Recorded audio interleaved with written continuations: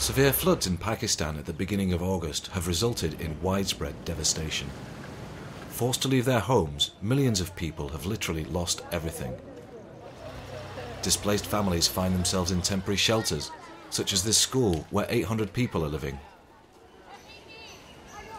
At 8 p.m. the water level started rising, at 9 it was still getting higher, and by 10 our house was totally surrounded by water. And then all the other houses were surrounded too. All of the roads were closed, we had to leave everything and run for our lives. Médecins Sans Frontières has been working in Pakistan since 1988.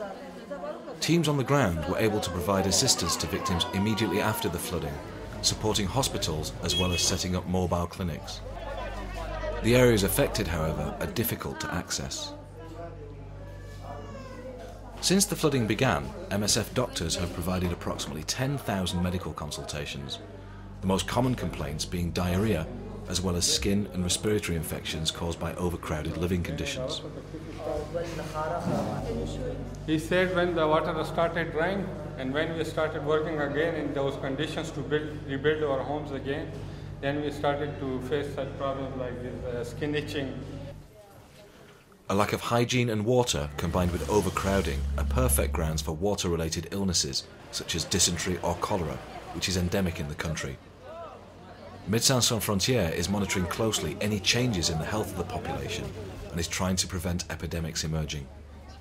We see if it's possible to use this room for the stock for just in case of cholera cases. We just to arrange with logistics in case if it's a new flood coming, this is ground floor.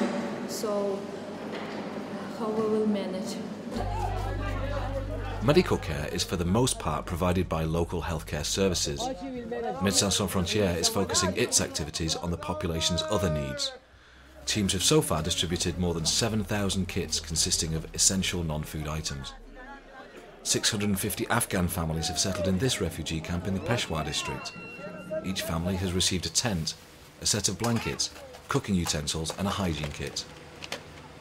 This man fled Afghanistan 3 years ago because of the war. His home has been destroyed in the floods.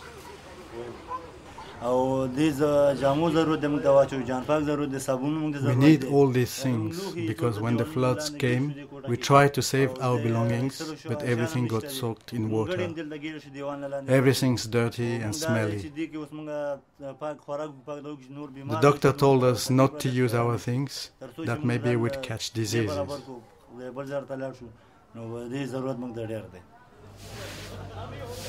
The floodwaters that invaded the towns and villages swept away everything and left water sources polluted. To improve access to clean water, Médecins Sans Frontières has set up water tanks in the most populated zones. More isolated groups, like these people living on the side of a highway, are regularly supplied with water by trucks.